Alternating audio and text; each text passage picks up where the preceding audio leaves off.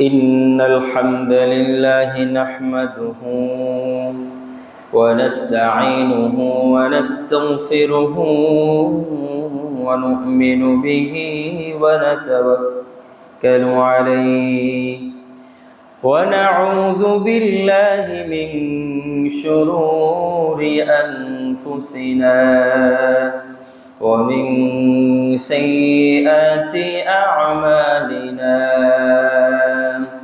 من يهده الله فلا مضل له ومن يضلله فلا هادي له ونشهد أن لا إله إلا الله وحده لا شريك له ونشهد أن سيدنا ومولانا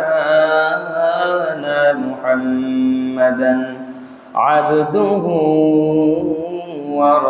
ورسوله الذي أرسله بالحق بشيرا ونذيرا وداعيا إلى الله بإذنه وسراجا منيرا فقد قال الله سبحانه وتعالى في كلامه المجيد والفرقانه الحميد أعوذ بالله من الشيطان الرجيم بسم الله الرحمن الرحيم ولا تقربوا الزنا إنه كان فاحشا وساء سبيلا وقال تعالى يا أيها الذين آمنوا صلوا عليه وسلموا تسليما اللهم صل على محمد وعلى آل محمد كما صليت على إبراهيم وعلى آل إبراهيم إنك حميد مجيد اللهم بارك على محمد وعلى آل محمد كما باركت على إبراهيم وعلى آل إبراهيم إنك حميد مجيد আলহামদুলিল্লাহ সমস্ত প্রশংসা রব্বুল আলামিনের দরবারে, যিনি আমাদেরকে জুমার নামাজের উদ্দেশ্যে মসজিদে আসার বসার তৌফিক দান করলেন। আমরা সেই মহান মনিবের দরবারে দিলকে উজাড় করে উচ্চ কণ্ঠে সমবেত কণ্ঠে মোহাব্বতের সহিত বলি আলহামদুলিল্লাহ। আর একটু জোরে বলি আলহামদুলিল্লাহ। সম্মানিত মুসল্লি ভাইরা, আপনারা সকলে কেমন আছেন?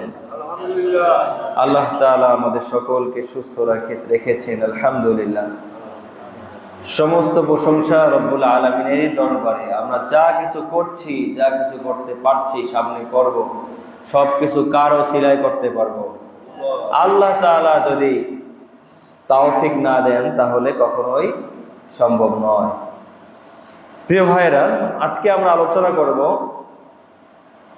কোরআন হাদিসের আলোকে জিনার ভয়াবহতা ও শাস্তি। কোরআন হাদিসের আলোকে জিনার ভয়াবহতা ও শাস্তি।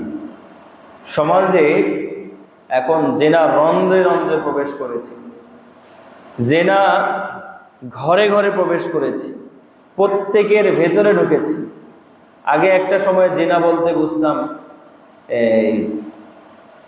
নির্দিষ্ট একটা জায়গায় যাওয়া, কিন্তু আল্লাহ তাআলা এই জাতিকে হেদায়েত দান করুন। এখন ঘরে ঘরে জেনা ঢুকে গেছে। এটার কারণ কি?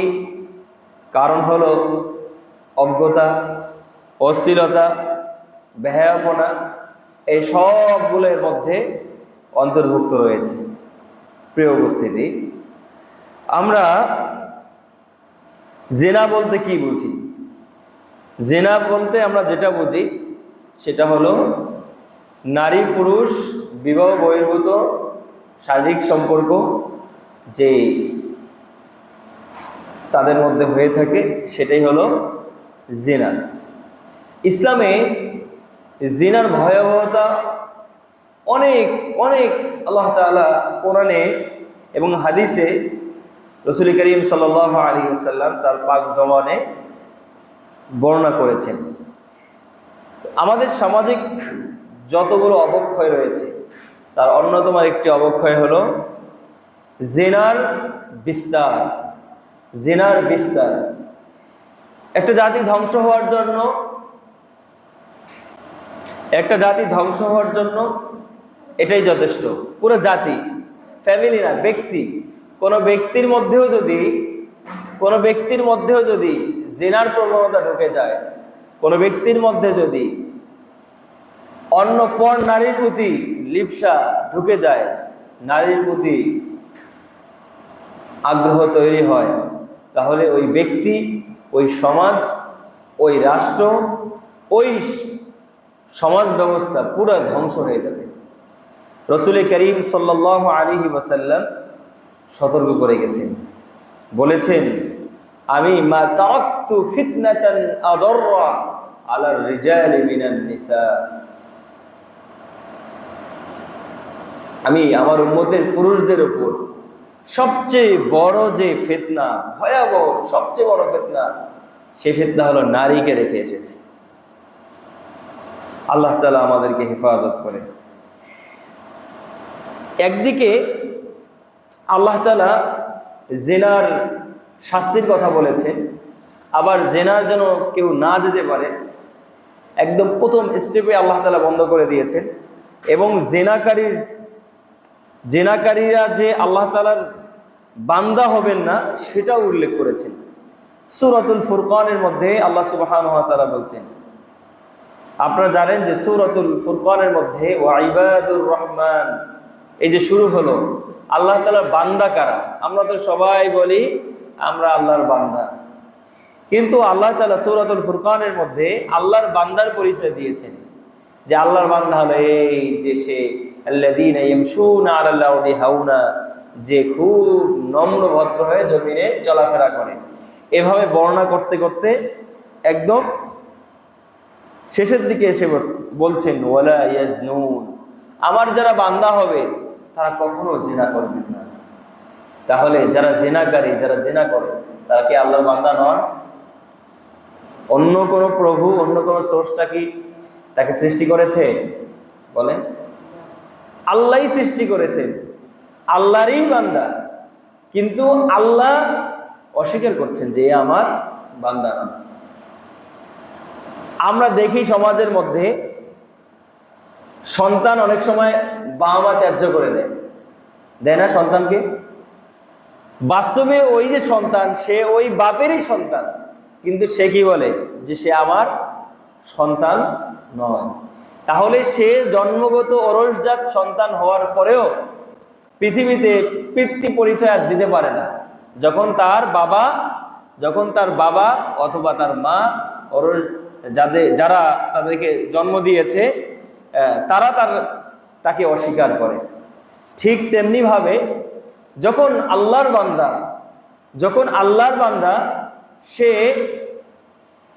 আল্লাহকে মানবে না, আল্লাহকে না মেনে সে যত অপকর্ম আছে, যত গুনাহের কাজ আছে, সমস্ত গুনাহের কাজ করতে থাকবে, বিশেষত জিনা করবে, তখন আল্লাহ বলছেন যদিও আমি তাকে সৃষ্টি করেছি, পৃথিবীর মানুষ শুনে রাখো সে আমার বান্দার অন্তর্ভুক্ত নয়।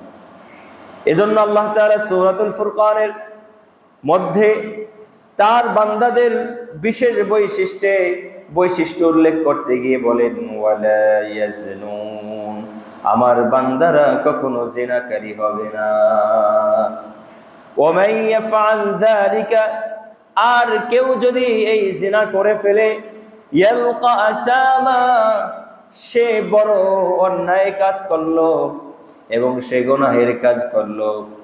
তবে যারা জিনাকারী তারা শুনে রেখো, জীবনে যদি জিনা করো হতাশ হয়ে যেও না। আমি আজকে হয়তো বা অস্বীকার করছি, বাবা মা এরকম আছে অনেকেই সন্তানকে ত্যায্য করে দেয় আর কখনো তার চেহারাটাও দেখে না, বলে আমার যেন তুমি আমার মাটিটাও না দাও, আমার মৃত্যুর পরে যেন আমার অমুক ছেলে আমার মাটি না দেয়, বলে কি বলে না? কিন্তু আল্লাহ অপশন খুলে রাখছেন, আমি সাময়িক সময়ের জন্য জিনাকারী হিসাবে আমার বান্দার লিস্ট থেকে তোমার নাম কেটে দিতে পারি। তবে শোনো বান্দা, আমি তোমাকে মহাব্বত করে নিজ হাতে তোমাকে সৃষ্টি করেছি, আমি তোমাকে রহমত থেকে চিরস্থায়ী তাড়িয়ে দেওয়ার জন্য নয়। শোনো, একবার যদি তুমি বুঝো জিনা করেছি, যা করেছি করেছি আর করব না। আল্লাহ বলেন ইল্লা মান তাবা ওয়া আমানা ওয়া আমিলা সালিহান, আর যে ব্যক্তি তওবা করে আবার ঈমান নবায়ন করে এবং নেক আমল করে, তাকে আমি মাফ করে দিয়ে দেই। সুবহানাল্লাহি ওয়া বিহামদিহি। এজন্য যদি কখনো এরকম অশ্লীল অন্যায় কাজ হয়ে যায়, এটা কন্টিনিউ না করে আমরা কাম ব্যাক, তওবা, আল্লাহর কাছে ফিরে আসি। যুবক ভাইরা যারা বিয়ে শাদী করেনি, সমাজের ফ্যান্টাসির মধ্যে ঢুকবেন না। আর আমাদের বাবা মারাও আমাদেরকে নিজের পায়ে দাঁড়ানোর যে কল্পিত পাও আমাদের সামনে রেখেছে, ওই বাবা মারা আমরাও সতর্ক হয়ে যাই।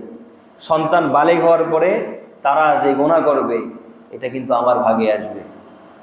আমরা আমাদের সন্তানদেরকে এখন বলে যে আমরা আমাদের জেনারেশনকে বয়লার মুরগি বানিয়ে রেখেছি। বাস্তবেই আগে এখানে যারা মুরব্বী আছেন আপনারাই বলবেন, আমার বাবার চাচাদের সঙ্গে গল্প শুনেছি, ওনারা সবাই শিক্ষিত মানুষ। স্কুলে যাওয়ার আগে জমিতে কাজ, স্কুল থেকে বইটা রেখে আবার কাজ, সারাদিন চলছে। তো একজন বাবা হিসেবে তার সন্তানের হাতের কাজগুলো শেখানো, পারিপার্শ্বিক সমাজে টিকে থাকার জন্য শেখানো, এটা বাবা মা আগের মানুষ শেখাতো। কিন্তু এখন আমরা ওই যে মানে ইংরেজরা আমাদেরকে একটা জিনিস চাপিয়ে দিয়ে গেছে, সেই চাপিয়ে দেওয়া জিনিসটা হলো চাকরি করবে, চাকর হওয়া। আমাদের শিক্ষিত সমাজ, শিক্ষা মানে কি করো, অন্যের চাকরগিরি করো, এরকম একটা পরিস্থিতি তৈরি হয়েছে। শিক্ষা আলোকিত জীবন করবে, শিক্ষা মানুষকে পথ দেখাবে। শিক্ষার অর্থ এই নয় যে তাকে কি করতে হবে, চাকরি করতে হবে। তো ওই সবাই শিক্ষা, তাকে অনেক কিছু হতে হবে, হওয়ার পরে তাকে কোনো কিছু নেই, তার চাকরি হয় না। আর আমাদের সমাজ ব্যবস্থার সুদ ঘুষ এগুলো ছাড়া চাকরি হয়? হয়। রাষ্ট্রীয়ভাবে সুদ নিষেধ না, ঘুষ নিষেধ না, সুদ না ঘুষ নিষেধ। অথচ রাষ্ট্রের প্রধান থেকে নিয়ে একদম আমলা কামলা সর্বশেষ নিম্ন পর্যায়ে আছে, সেও ঘুষ খায় না খায়? অঘোষিত আইন। এজন্য আমাদের সন্তানদেরকে কি করব, কিছু কাজ শেখাবো যাতে করে খেতে পারে। শিক্ষার পাশাপাশি হাতের কিছু কাজ শিখাবো যাতে করে সে কিছু করে খেতে পারে। আমরা ওই যে ধরে নিব না লেখাপড়া শেষ করে নিজের পায়ে দাঁড়াও, বাবা আমাদেরকে খাওয়া, এরপর বিয়ে করো, এই কথা আমরা বলবো না। আমাদের সন্তানদের কেরিয়ার বলতে আমরা বুঝি তাকে শিক্ষিত করা, গোনা থেকে বাঁচা, পরিপূর্ণ ইমানদার বানানো। কিন্তু কেরিয়ারের এখন ভিন্ন সংজ্ঞা এসেছে। কেরিয়ার মানে তুমি শিক্ষিত হবা, একটা ভালো চাকরি পাও, তারপরে নিজে ভালো স্যালারি পাও, এরপরে অনেক কিছু। তো যেটা হওয়ার সেটাই হয়। লেখাপড়া করে দেখে সে কি কোনো চাকরি নেই, বাবা মা কোটি কোটি টাকা খরচ করে এই নানান ঝামেলার মধ্যে পড়ে সে শেষ পর্যন্ত গিয়ে ওই সুদ ঘুষ সেও খায়। সমাজ এই পথে কখনো ঠিক হবে না, আল্লাহ আমাদেরকে বাঁচার তৌফিক দান করেন। যুবকরা দ্রুত বিয়ে করতে হবে। আমাদের মুরব্বীরা যুবকদেরকে, আমাদের সন্তানদেরকে উল্টাপাল্টা করতে দিব না। যদি ওর বেশি উল্টাপাল্টা করে বিয়ে দিয়ে দেবে, আল্লাহ তাআলা আমাদেরকে বোঝার তৌফিক দান করেন। জিনার গুনাহ অনেক অনেক মারাত্মক। এই জন্য রাসূল করিম সাল্লাল্লাহু আলাইহি ওয়াসাল্লাম ওদের কাছে দুইটা কমিটমেন্ট চেয়েছেন যে এই দুইটা কমিটমেন্ট আমাকে দাও, আমি নবী সাল্লাল্লাহু আলাইহি ওয়াসাল্লাম তোমাকে জান্নাতের ওয়াদা করছি। সুবহানাল্লাহ বিহামদিহি। এটা সহিহ বুখারীর হাদিস। মাই ইয়াদমান লি মা বাইনা লিহিয়াইহি ওয়া মা বাইনা রিজলাইহি আদমান লাহুল জান্নাহ।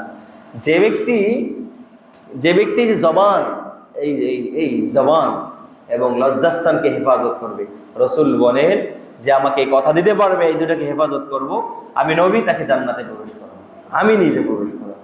সুবহানাল্লাহ আলহামদুলিল্লাহ। তো মুমিন কখনো জিনা করতে পারে না, সে আল্লাহর বান্দার লিস্ট থেকে নাম কাটা যায়। এবং একটা হলো নেক আমল। খেয়াল করেন, একজন তাহাজ্জুদ গুজার, তাহাজ্জুদ পড়ে, নফল পড়ে, অনেক ইবাদত করে, কিন্তু ফাঁকে ফাঁকে কি করে? গুনাহ করে। তারপরে চোখের জেনা, এটা সে হেফাজত করতে পারে না। গানও শোনে, হাজী সাহেব টিভিও দেখে, হাজী সাহেবের বাড়ির টিভিও আছে, তারপরে পীর সাহেবের বাড়িতে কি আছে? টিভিও আছে। নামাজ পড়ে গিয়ে ওই টিভিটা ছেড়ে দিয়ে নাটক দেখবে, সিনেমা দেখবে, যত উল্টাপাল্টা আছে সব দেখবে, আবার তাহাজ্জুদও করবে। আর এক ব্যক্তি সে শুধু 5 ওয়াক্ত নামাজ পড়ে, ফরজিয়াতটা কোনো রকম আদায় করে, আর গুনাহ থেকে বাঁচে, গুনাহ থেকে বাঁচে। এই গুনাহ থেকে বাঁচা 1000 রাকাত নফল রাকাতের থেকে বেশি সওয়াব। সুবহানাল্লাহ। ইসলাম অনেক সময় আমরা বুঝতে পারি না, অনেক রাকাত নামাজ পড়ার নাম ইসলাম মনে করি, কিন্তু না, ইসলামের শিক্ষা গুনাহ থেকে বাঁচা, আর আল্লাহ তাআলা ফরজ যে জিম্মাদারি দিয়েছে সেটাকে পালন করা। আল্লাহ তাআলা আমাদেরকে তৌফিক দান করেন। বনি ইসরাইলের একটা ঘটনা, বনি ইসরাইলের ঘটনা। 3 ব্যক্তি ওনারা সফরে যাচ্ছিলেন, প্রতিমধ্যে সন্ধ্যা হয়ে যায়। খুঁজতে খুঁজতে এক পাহাড়ের গুহার মধ্যে তারা ঢুকে এখন বৃষ্টি শুরু হয়ে যায়। বৃষ্টিতে পাহাড়ের মুখটা বড় একটা পাথর উপর থেকে গড়ায় এসে পড়ে বন্ধ হয়ে যায়। বলেন তো, আর পৃথিবীর কোনো ব্যক্তি জানে এখানে এই 3 জন লোক আছে? মরুভূমি, কোথায় ধুধু মরুভূমি, কোনো মানুষ নেই। তো এই জায়গায় আবার পাহাড়ের গুহার মধ্যে আটকা পড়ছে, এই ব্যক্তিদের বের হওয়ার কোনো চান্স নেই। তো সর্বশেষ ওনারা চিন্তা করলেন, এখানে এই গুহা থেকে বের করা একমাত্র আল্লাহ তাআলা ছাড়া আর কেউ আমাদের নেই। অতএব জীবনের মধ্যে খুঁজি আমাদের কি কি আমল আছে, আমরা আমাদের আমল দিয়ে দোয়া করি। যদি আল্লাহ অলৌকিকভাবে আমাদেরকে মুক্তি দেন তাহলে বাঁচলাম, না হলে আর বাঁচার কোনো উপায় নেই। তো 3 ব্যক্তির ঘটনার মধ্যে একটা ঘটনা, এক যুবক ছেলে ওখানে আটকা পড়েছিল। সে তার জীবনের খুঁজতে খুঁজতে এক ঘটনা মনে পড়ল। সেই ঘটনাটা হাদিসের মধ্যে এসেছে, মুসলিম শরীফের মধ্যে। তো উনি বলেন যে আল্লাহুম্মা ইন কানাত লি ইবনাতুন আম্মি, মানে ওনার চাচাতো বোন ওই সময়ের মধ্যে সবচেয়ে সুন্দরী ছিল, এবং চাচাতো বোনকে কাছে পাওয়ার জন্য সে অনেক অনেক আগ্রহী ছিল, এবং কোনোভাবে চাচাতো বোনকে কাছাকাছি পাচ্ছিল না। এই সমাজ, আমরা আমাদের সন্তানদেরকে চাচাতো বোন, খালাতো বোনের সাথে মিশতে দেই, ঘুরতে দেই, উঠা বসা করে ফ্রি মিক্সিং করতে দেই, এটা আমাদের কাছে কি কোনো বিষয় নয়। অথচ এটা জেনা। এটা কি বলেন, পালন করতে পারি না পারি, অন্তরকে বলেন এটা জেনা, সবাই বলেন এটা কি জিনা। আল্লাহ তাআলা আমাদের বোঝার তৌফিক দান করেন। তো এই চাচাতো ভাই, সে একদিন সুযোগ পেয়ে গেল, ওই চাচাতো বোন আসলো, এসে বলছে, ভাই আমার কিছু টাকা দরকার। বলছে, তুমি টাকা দেবে এক শর্ত, সেটা হলো তুমি জেনাতে রাজি হয়ে যাও। বোন রাজি না, 1 বার 2 বার, সর্বশেষ ওই বোন আর কোথাও টাকা পয়সা না পেয়ে, খুব প্রয়োজন, সর্বশেষ এসে ওই যুবকের কাছে ধরা দিয়েছে, চাচাতো ভাইয়ের কাছে। আল্লাহু আকবার। ঈমান জাগানিয়া যুবক, ঈমান জাগানিয়া ঘটনা। তুমি আমি থাকলে জীবনে এটা সম্ভব ছিল না। আল্লাহু আকবার। এই ছেলে বলছে, একেবারে আমার চাচাতো বোন উলঙ্গ, একেবারে আমি তার এক আগ মুহূর্ত, জিনার আগ মুহূর্ত, সবকিছু দুইজনে উলঙ্গ, এমন অবস্থায় জেনা শুরু হবে। সবাই খেয়াল করো, কেউ আল্লাহ তাআলার রহমত না করলে কেউ ফিরে আসতে পারবে না। এই যে ছেলে, সে বলে, এমন একটা আমার মধ্যে আকর্ষণ তৈরি হলো, এমন আকর্ষণ, সে পৃথিবীর মধ্যে আমার সবচেয়ে আমার কাছের এবং মহব্বতের আকর্ষণীয়। আর ঠিক যুবকদের সবচেয়ে চাওয়ার আকাঙ্ক্ষার বিষয় এটা। এই মুহূর্তে পেয়ে কোনো যুবক সে এখান থেকে সরে আসার কথা না, কিন্তু মুমিনের হৃদয়ের মধ্যে আল্লাহ তাআলা এমন ঈমানের নূর দিয়েছে, যেই নূরের মাধ্যমে আল্লাহ তাআলা তাকে সমস্ত জিনা এবং সমস্ত গুনাহ থেকে বাঁচা সহজ করে দেন।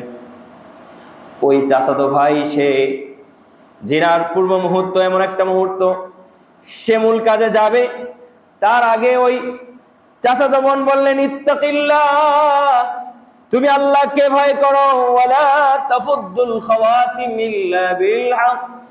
আল্লাহ তাআলা তোমাকে যেটা হক দেয়নি সেই হক তুমি নষ্ট করতে পারো না, আল্লাহকে ভয় করো, ইত্তাকিল্লাহ। যখন চাচাতো বোন বলছে ইত্তাকিল্লাহ, আল্লাহকে ভয় করো, যুবকের হৃদয়ের মধ্যে ঈমানের নূর জ্বলে উঠেছে। সে চিৎকার করে ছিটকে গিয়ে ওইদিকে পড়েছে, তার চাচাতো বোনকে ছেড়ে দিয়ে সে ওখানে ভয়ে কম্পিত হয়ে গেছে। এটা হলো ঈমানদারের আলামত, ঈমানি আলামত। আল্লাহ তাআলা কোরআনের মধ্যে বর্ণনা করেছেন, ঈমানদারকে যখন আল্লাহর কথা বলা হয় তার হৃদয়ের মধ্যে কম্পন তৈরি হয়ে যায়। চাচাতো বোন থেকে সে সরে গেছে, আর তার চাচাতো বোনের হক নষ্ট করেনি, তাকে টাকাটা দিয়ে দিয়েছে।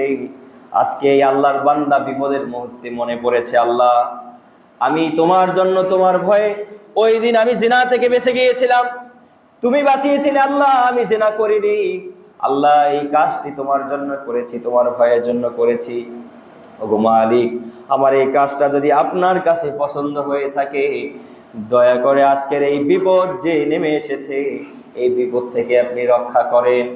এই কথা বলার সঙ্গে সঙ্গে, এই দোয়া করার সঙ্গে সঙ্গে তিনি বলেন, রাবী বলেন, রাসূল করিম সাল্লাল্লাহু আলাইহি ওয়াসাল্লাম বলেছেন, ওই যে পাহাড়ের গুহার মুখ বন্ধ হয়েছিল সেটার পাথরটা ছিটকে পড়ে গেল। সুবহানাল্লাহি ওয়া বিহামদিহি।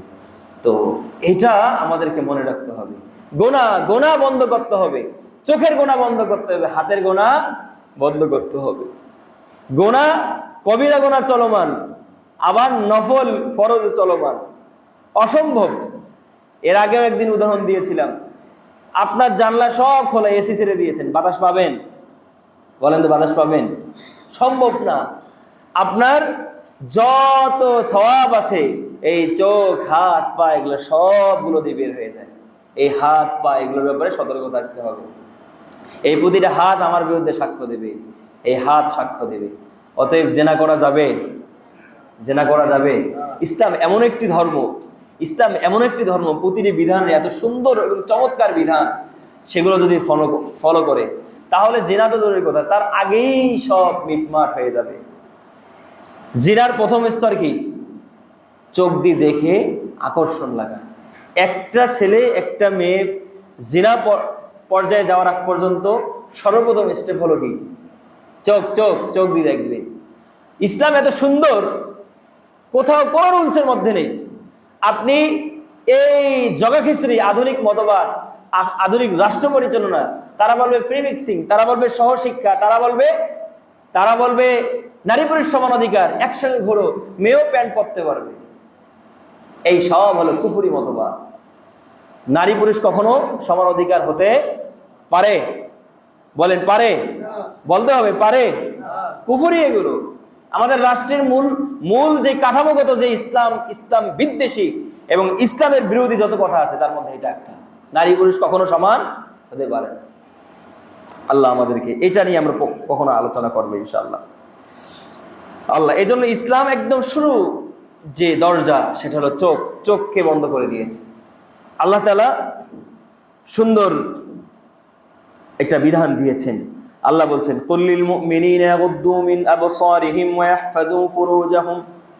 সূরাতুন নূরের 30 নম্বর আয়াতে আল্লাহ বলেন, হে নবী আপনি মুমিনদেরকে বলে দেন, ইয়াগুদ্দু মিন আবসারিহিম, তারা যেন তাদের দৃষ্টিকে নত করে, ইয়াগুদ্দু মিন আবসারিহিম ওয়া ইয়াহফাযু ফুরুজাহুম, এবং তাদের লজ্জাস্থানকে হেফাজত করে। যালিকা আযকা লাহুম, এটা তাদের জন্য অধিক পরিশুদ্ধির কারণ। ইন্নাল্লাহা খাবীরুম বিমা ইয়াসনাউন, নিশ্চয় আল্লাহ তাআলা তারা যা করে সব কিছু জানেন। এটা বলেছেন কে? আল্লাহ। তো এই যে মুমিনদেরকে আল্লাহ আদেশ করলেন যে তোমরা দৃষ্টিকে নত রাখো। মুমিন যখন চলাফেরা করবে দৃষ্টি নত করবে, দৃষ্টি নত করে চলাফেরা করবে। আবার মুমিন নারীদেরকেও আল্লাহ বলছেন অকুল্লিল মুমিনাতি ইয়াগদুদনা মিন আবসারিহিন্না, হে নবী মুমিন নারীদেরকেও বলে দেন ইয়াগদুদনা মিন আবসারিহিন্না, তারা যেন তাদের দৃষ্টিকে নত করে, ওয়া ইয়াহফাজনা ফুরুজাহুন্না, এবং তাদের লজ্জাস্থানকে হেফাজত করে। এখন এই দেখেন, আগে মুমিন ছেলেদেরকে পুরুষদেরকে বলছে তারা দৃষ্টিটা নত করে চলবে, দৃষ্টিকে হেফাজত করবে। আর নারীদেরকে একই বিধান দেওয়ার পরে পরবর্তী আল্লাহ বলছেন ওয়ালা ইউবদিনা জিনাতাহুন্না, তাদের কোনো সৌন্দর্য যেন কোনো পরপুরুষের সামনে প্রকাশ না করে। বুঝছেন? শুধু দুই শ্রেণীর লোকেই কি করবে না, দৃষ্টি নত করে চলবে না। পুরুষও দৃষ্টি নত করলো, নারীও দৃষ্টি নত করলো। হঠাৎ করে পুরুষের দৃষ্টি পড়ে যেতে পারে কি পারে না? প্রথম দেখাতেই যদি আকর্ষণ হয়ে যায়, মনের মধ্যে খারাপ চিন্তা আসবে কি আসবে না? এজন্য আল্লাহ বলছেন ওয়ালা ইউবদিনা জিনাতাহুন্না, তারা যেন তাদের সৌন্দর্যকে প্রদর্শন না করে পরপুরুষের কাছে। পরপুরুষ কারা? পরপুরুষ কারা? আমাদের খালাতো মামাতো বোনরা, ওনারা আমাদের জন্য মাহরাম, তাদের সাথে দেখা করা জায়েজ আছে? বলেন, পারেন না পারেন স্পষ্ট করে বলেন। জায়েজ আছে? ভাবির সঙ্গে দেখা করা জায়েজ আছে? হ্যাঁ। এলাকার মহিলাদের সঙ্গে জায়েজ আছে?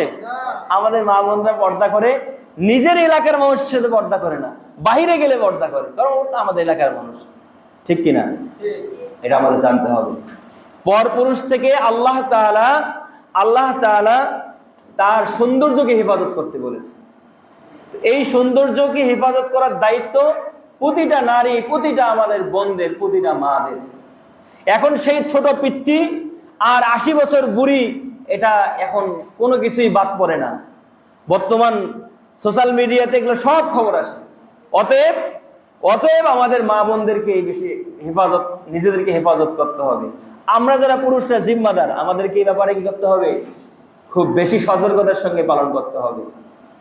আমরা আমাদের সন্তানদেরকে সুন্দর সুন্দর আমাদের মেয়েদেরকে ড্রেস পরায় দেই, খুলে তারা বেড়াচ্ছে, ঘুরছে, এখানে ওখানে যাচ্ছে, সাজছে। কোনো মেয়ে যদি এই সেন্ট ইউজ করে, সুগন্ধি ইউজ করে, সাজে আকর্ষণের জন্য, যে যাবো সবাই দেখবে খুব সুন্দর, রাসূল করিম সাল্লাল্লাহু আলাইহি ওয়াসাল্লাম বলে ওই মেয়ে জিনাকারী, ওই মেয়ে কি? এবং যতগুলো ছেলে ওই মেয়েটাকে দেখে খারাপ চিন্তা আসবে, সব গুনাহ কার কাছে? এই মেয়ের কাছে। আর আপনি যে দিয়েছিলেন, আপনিও সেই গুনাহগার। একটা মেয়ের সৌন্দর্যের মূল আকর্ষণ বা মূল জায়গা হলো চেহারা। চেহারা যদি কালো হয়, ফিগার যদি ভালো হয়, পুরো ছেলেরা তোমরা বলো, তোমরা কি ছুটবা? ছোট না তো। মূল আকর্ষণের যেগুলো চেহারা, অনেকে বলে চেহারা ঢাকতে হবে না। আমি মাসালার জায়গায় পরেই রাখলাম, সৌন্দর্যের আসল জায়গা কি বলেন? চেহারা না? চেহারাই তো, নাকি মানুষ বডি দেখে, মেয়ের বডি দেখে আসে? কি অবাস্তব না তো বাস্তব, এটা বুঝতে হবে। এজন্য আমরা আমাদের মেয়েদেরকে পর্দা করাবো ইনশাআল্লাহ। আমরা গুনাহগার হতে চাই না, আমরা আমাদের জেনারেশনকে গুনাহগার বানাতে চাই না। আমরা আমাদের সন্তানদেরকে মুমিন নারী হিসেবে গড়ে তুলতে চাই। খালিদ বিন ওয়ালিদের স্ত্রীর মতো বানাতে চাই, হযরত আয়েশা সিদ্দিকা রাদিয়াল্লাহু আনহার মতো বানাতে চাই, খাদিজা রাদিয়াল্লাহু আনহার মতো বানাতে চাই। রাজি আছি ইনশাআল্লাহ? আল্লাহ আমাদের কবুল করেন। এরপরে একটা বিশাল লিস্ট দিয়েছেন কাদের সঙ্গে দেখা করা যাবে, কাদের সঙ্গে দেখা করা জায়েজ নেই। এই যে আমরা দেখেন সেই মাহরাম নন মাহরাম মানার চেষ্টা করি না। আমি সবার সাথে দেখা করি, আমি সমস্ত মহিলার সাথে গল্প করি। অনেক জায়গায় ইমাম সাহেবরাও নামাজ পড়ে যায়, আরেকজন মহিলার সাথে, আরেকজনের বউয়ের সাথে বসে চারের স্টাইলে চার দোকানে গল্প করে। এগুলো আছে না? ওই সমাজ এরকম স্বাভাবিক হয়ে গেছে। আমাদের দেখে অনেকে শিখে, আবার আপনার দেখেও আমরা শিখি। এরকম নানান জগা খিচুড়ি হয়ে গেছে। অন্তত এটা যে কবিরা গুনাহ, এক একটা গুনাহ যে জাহান্নামের জন্য নিয়ে যাবে, এই জিনিসটা আমাকে বুঝতে হবে। কমপক্ষে এই জিনিসটা, গুনার বোধটা আমাকে জানতে হবে।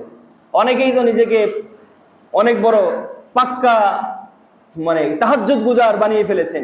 তারা তাহাজ্জুদের সঙ্গে, তাহাজ্জুদের থেকে, নফল ইবাদত থেকে সবার আগে এগুলোকে মনোযোগ দেন। আল্লাহ তাআলা আমাদের কবুল করেন। আর যদি আমরা না মনোযোগ দিতে পারি, এদিকে আমল আসবে, এদিক দিকে চলে যাবে। আল্লাহ তাআলা আমাদেরকে হেফাজত করেন।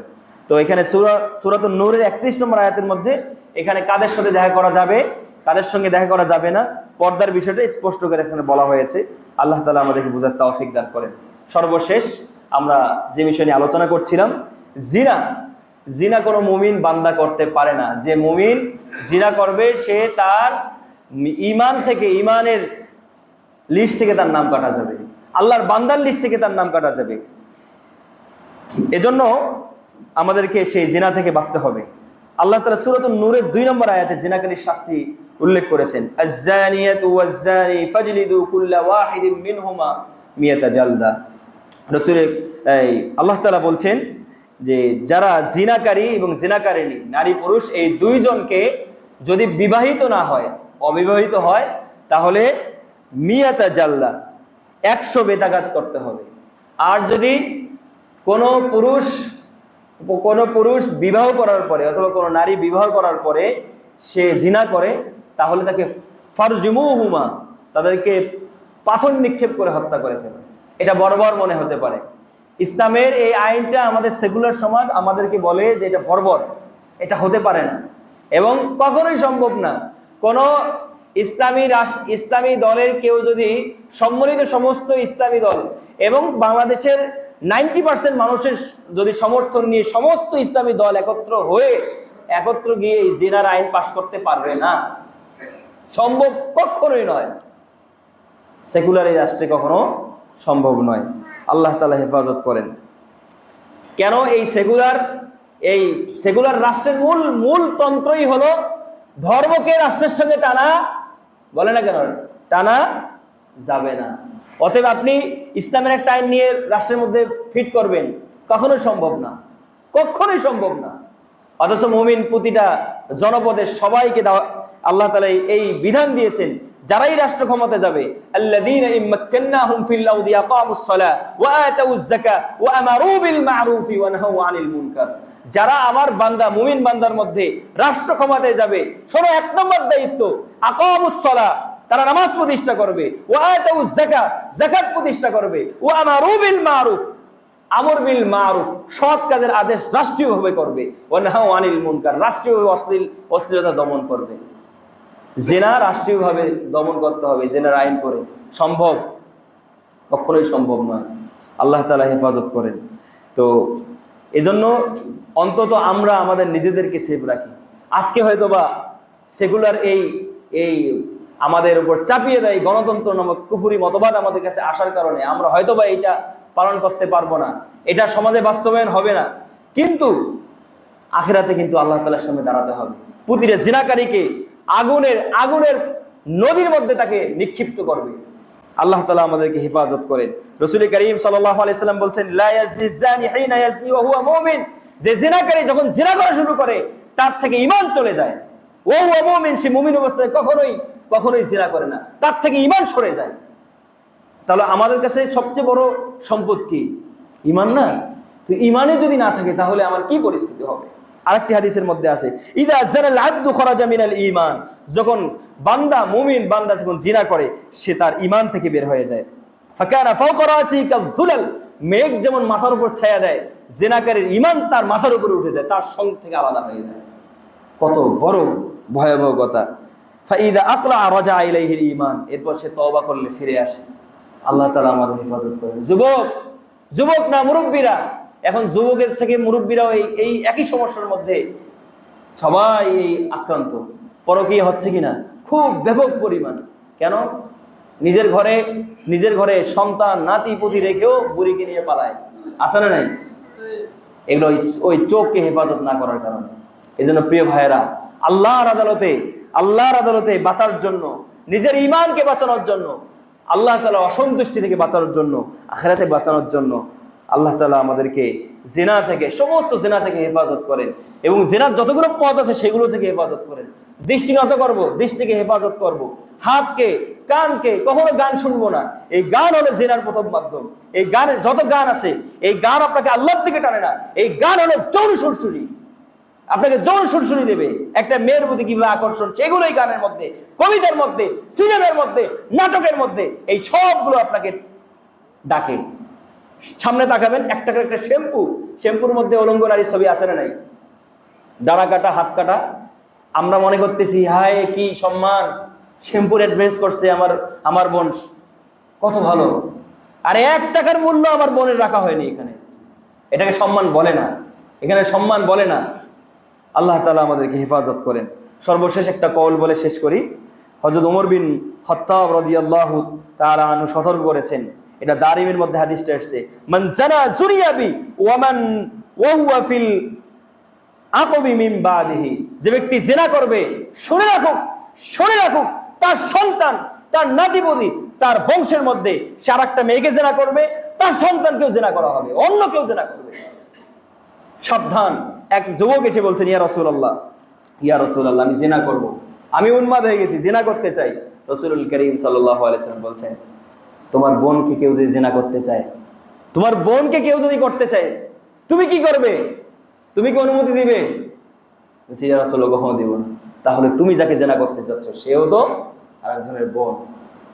প্রিয় ভাইরা, আমার যুবক ভাইরা, আমাদের মুরব্বী, তারপরে সব শ্রেণীর মানুষ, সবাইকে আমরা আহ্বান করছি, জিনা, চোখের জেনা, হাতের জেনা, কানের জেনা, সমস্ত জেনা থেকে আল্লাহ তাআলা আমাদেরকে হেফাজত করে। সেই হাদিসটা বলতে পারলাম না, সময় শেষ হয়ে গেছে। আল্লাহ তাআলা আমাদের সমস্ত জেনা থেকে, কানের জেনা, সমস্ত গান, অশ্লীল, গীবত, শেখার থেকে আমাদেরকে আল্লাহ হেফাজত করেন, হাতের জেনা থেকে হেফাজত করেন, অন্যের পর নারী থেকে দেখা থেকে হেফাজত করেন। আল্লাহ তাআলা সন্তুষ্টি অর্জন করার তৌফিক দান করেন। ওয়া মা আলাইনা ইল্লাল বালাগ। আসসালামু আলাইকুম ওয়া রাহমাতুল্লাহ।